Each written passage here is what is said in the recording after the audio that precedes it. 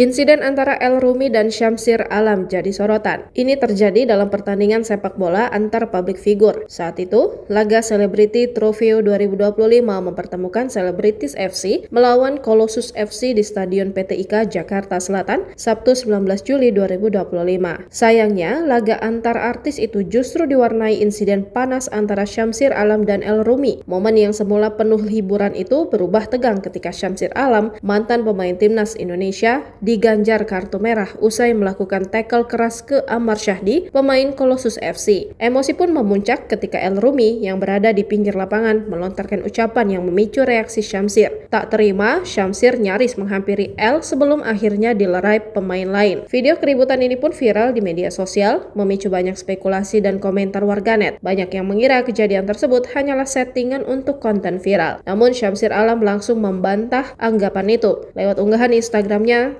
sehari setelah kejadian, ia mengungkap klarifikasi lengkap dan menegaskan bahwa insiden tersebut murni terjadi karena tensi panas pertandingan, bukan gimmick atau drama. Syamsir menjelaskan bahwa dirinya tidak berniat mencederai Amar. Ia menegaskan bahwa tackle-nya dilakukan dari samping dan tidak menggunakan pull. Bahkan Amar sendiri mengaku tidak masalah dan terkejut ketika Syamsir diberi kartu merah.